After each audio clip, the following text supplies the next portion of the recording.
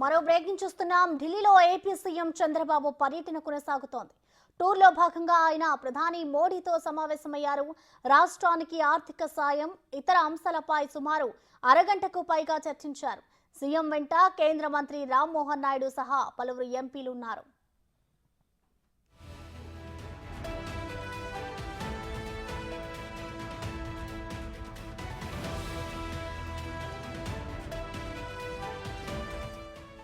అంతకుముందు రాష్ట్రానికి చెందిన ఎన్డీఏ ఎంపీలతో కలిసి కేంద్ర మంత్రి పీయూష్ గోయల్ను చంద్రబాబు కలిశారు. ఆయనతో వివిధ అంశాలపై మాట్లాడారు. తర్వాత కేంద్ర మంత్రులు అమిత్ షా, నితిన్ గడ్కరీ, శివరాజ్ సింగ్ చౌహాన్తో సీఎం భేటీ అయ్యారు.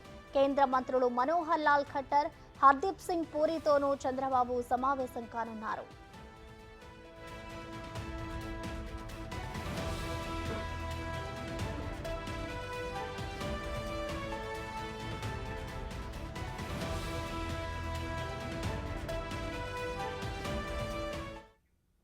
దీనిపై మరింత సమాచారాన్ని మా ప్రతినిధి శివ అందిస్తారు. శివ, చెప్పండి, ఢిల్లీలో ఏపీ సీఎం చంద్రబాబు పర్యటన కొనసాగుతుంది. ఇటు అమిత్ షాతోని, అలాగే ప్రధాని మోడీతో కూడా సమావేశమయ్యారు చంద్రబాబు. ఓవరాల్ గా డీటెయిల్స్ ఎలా ఉన్నాయి శివ? రైట్ ప్రసన్న, కొద్దిసేపటి క్రితమే ప్రధాని తోనూ అలాగే కేంద్ర మంత్రులతోనూ కూడా సీఎం చంద్రబాబు భేటీ అయ్యారు. భేటీ అయిన తర్వాత ఇటు కేంద్ర హోంమంత్రి అమిత్ షాతో కూడా భేటీ అయ్యారు. కొద్దిసేపటి క్రితమే ఇటు కేంద్ర హోంమంత్రి అమిత్ షాతో భేటీ ముగిసింది. పలు కీలక అంశాలపై కూడా కేంద్ర హోంమంత్రి అమిత్ షాతో చర్చించారు. 45 నిమిషాల పాటు ఈ సమావేశం సాగింది.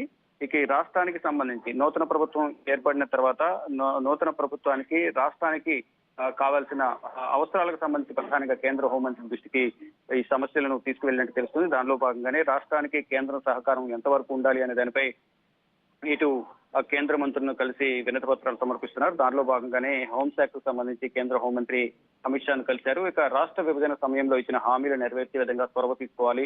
అంటే కేంద్ర హోంశాఖ పరిధిలోనే చాలా వరకు ఆస్తులకు సంబంధించి పరిష్కారానికి సంబంధించి సమస్యల పరిష్కారానికి గతంలోనూ అనేక సార్లు కేంద్ర హోంశాఖ ఆధ్వర్యంలో సమావేశాలు జరిగాయి. ఈ సమావేశాలు గత ప్రభుత్వాలు ఇటు బీఆర్ఎస్, మరోవైపు ఇటు ఏపీలో ఉన్న గత ప్రభుత్వం వైసీపీ సంబంధించిన అధికారులు గతంలో కూడా అనేక సార్లు సమావేశమయ్యారు. కానీ ఎక్కడ కూడా సమస్యలు పరిష్కారం కాకుండా ఇప్పటికి కూడా సమస్యలు అనేవి పేటముడి అలాగే ఉంది. ఈ నేపథ్యంలోనే ఈ సమస్యల పరిష్కారానికి చొరవ తీసుకోవాలనేది ప్రధానంగా కేంద్ర హోంమంత్రి అమిత్ షా దృష్టి తీసుకెళ్లారు. ఏదైతే విభజన సమయంలో రాష్ట్రం విభజించిన సమయంలో అనేక హామీలు ఇచ్చారు. హామీలకు సంబంధించి సమస్యలు అనేది ఇంకా పరిష్కారం కాలేదు. ఇటు తెలంగాణ నుంచి రావాల్సిన తెలంగాణకు సంబంధించిన ఆస్తులు ఏవైతే ఉన్నాయో డిస్కమ్ల నుంచి రావాల్సిన 6,000 కోట్లు కానీ రాష్ట్ర విభజన జరిగిన తర్వాత తెలంగాణ రాష్ట్రానికి నుంచి ఆంధ్రప్రదేశ్ రావాల్సిన దాదాపు 90,000 కోట్లకు పైగా ఆస్తులు అనేవి తెలంగాణలో ఉన్నాయి.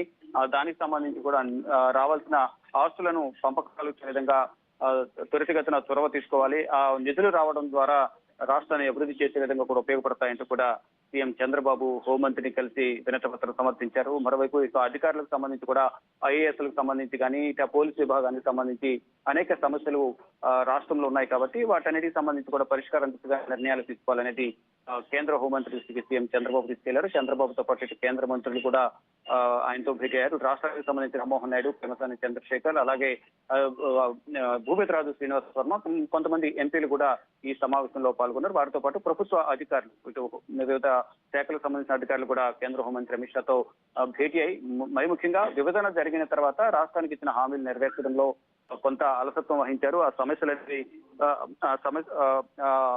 సమస్యలు పరిష్కరించాలనేది కూడా ప్రధానంగా హోంమంత్రి దృష్టికి తీసుకువెళ్లారు.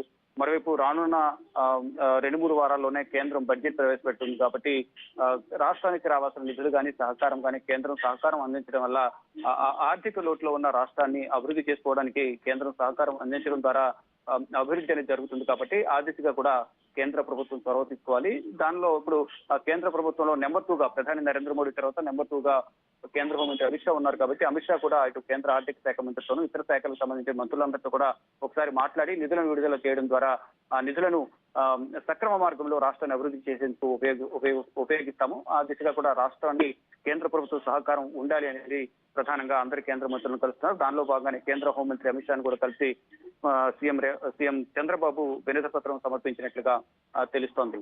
ప్రసన్న. థాంక్యూ శివ.